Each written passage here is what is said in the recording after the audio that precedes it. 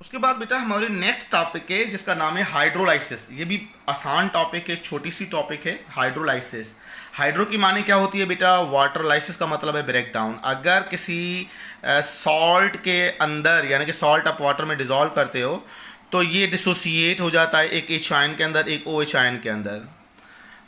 अगर आपने कोई ऐसी सॉल्ट इसमें डिजॉल्व की और रिजल्टेंट एच आयन और ओ एच आयन डिसोसिएट हुए, जब डिसोसिएट हुए इक्वल पार्ट्स के अंदर तो नो चेंज इन पीएच, और अगर चेंज इन पीएच हुई तो वो हाइड्रोलाइसिस प्रोसेस कहलाता है। तो according to definition of syntax, बड़ी आसान डेफिनेशन है। The reaction of cation or anion, यानी कि केटाइन का मतलब क्या होगा? पॉजिटिव एच आयन, एनाइन का मतलब हाइड्रोक्सिल आयन। अगर इन या फिर इन दोनों की वजह से are both with water molecule so as change to its pH known as hydrolysis, यानी कि अगर आप कोई स्पेसिफिक सॉल्ट डिजॉल्व कर रहे हो और नतीजतन एच आयन या ओ एच आयन या दोनों की वजह से उस सॉल्यूशन की पीएच चेंज हो जाए तो वो प्रोसेस हाइड्रोलाइसिस कहलाता है। क्या कहलाएगा?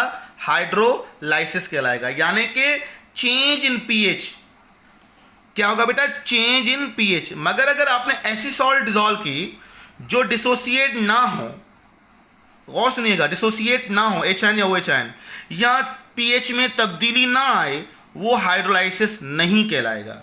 जैसे एग्जांपल है सोडियम क्लोराइड, ये एक न्यूट्रल सॉल्ट है। जब आप इसको पानी में डिजॉल्व करते हो तो याद रहे ये आयोनाइज जरूर होगा।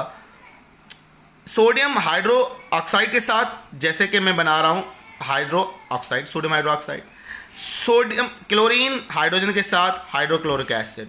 तो याद रहे ये दोनों स्ट्रॉन्ग एसिड और स्ट्रॉन्ग बेस हैं। ये स्ट्रॉन्ग बेस, ये स्ट्रॉन्ग एसिड, ये दोनों अपनी न्यूट्रलिटी क्या करेंगे? जायल कर देंगे। एसिडिक करेक्टर, बेसिक करेक्टर दोनों इक्वल हैं, दोनों कैंसिल कर दें, तो नेट आंसर क्या होगा? न्यूट्रल सॉल्यूशन होगा।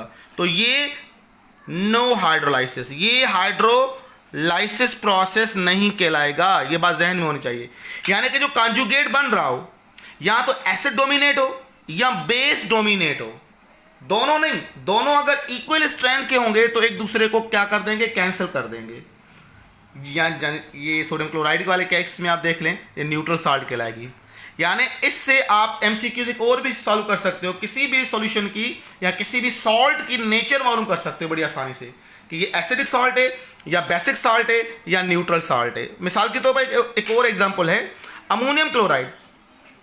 अमोनियम क्लोराइड को आपने पानी में डिजॉल्व किया, अच्छा जी, अमोनियम ने हाइड्रो ऑक्साइड के साथ अमोनियम हाइड्रो ऑक्साइड बना लिया, एच आयन क्लोरीन के साथ मिलकर हाइड्रोक्लोरिक एसिड बना लिया, ये दोनों इसके कॉन्जुगेट बने। अब देखिए अमोनियम हाइड्रोक्साइड क्या है? वीक बेस है। अच्छा, हाइड्रोक्लोरिक एसिड क्या है? ये एक स्ट्रॉन्ग एसिड है। तो डोमिनेंट फैक्टर क्या बना? एसिड। तो ओवरऑल सॉल्ट क्या कहलाएगी? एसिडिक सॉल्ट कहलाएगी।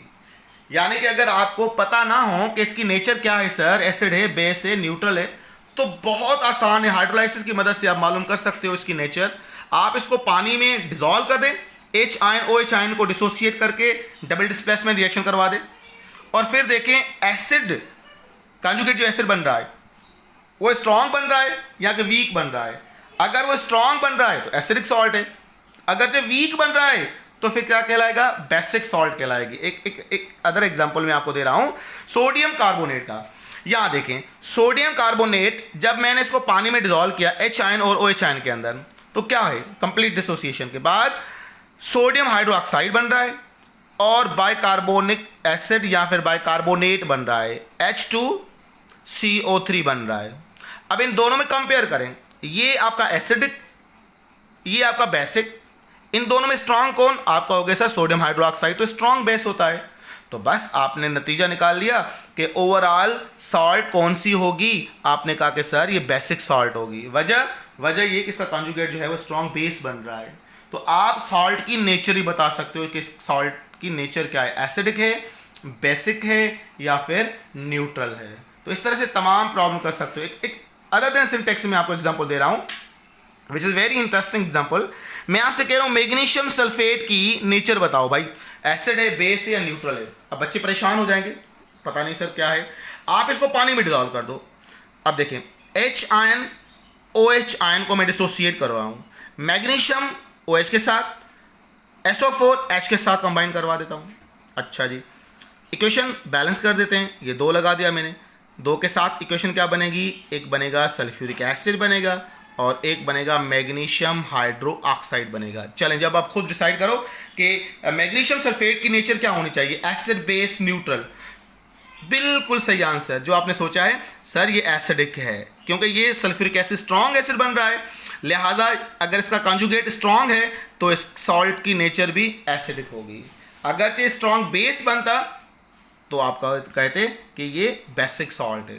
तो हाइड्रोलाइसिस का एक एडवांटेज ये होता है कि आप एज अ केमिस्ट ये आप नेचर डिटेक्ट कर सकते हो किसी भी सॉल्ट की, अगर आपको कंपोजिशन का पता हो इस सॉल्ट की कंपोजिशन क्या है, पानी में डिजॉल्व करके, या फिर प्रैक्टिकली मेथड क्या होता है, डिप इनटू लिटमस पेपर, आप देखोगे कि ये एसिडिक है या बेसिक है। बड़ी आसान टॉपिक्स थी, इतनी मुश्किल टॉपिक्स नहीं है, फिर भी बेटा इसको आप अपने तरीके से देख लीजिएगा। अगर कोई सवाल हो तो ज़रूर शेयर कीजिएगा। बहुत सारे बच्चे सवाल पूछते रहते हैं, वेलकम बेटा, पूछें, अपना कॉन्सेप्ट क्लियर कर दें। और जो बच्चे सवाल नहीं पूछते हैं तो वही मेरा पुराना कॉन्सेप्ट होता है, या तो सारी चीज़ें समझ में आ गई या सारी चीज़ें समझ में नहीं आई। अगर नहीं आई तो प्लीज़ प्लीज़ प्लीज़ बेटा अपना जो है वो व्यू मुझे शेयर करें ताकि मुझे पता चले कि जो है वो आप पढ़ रहे हो।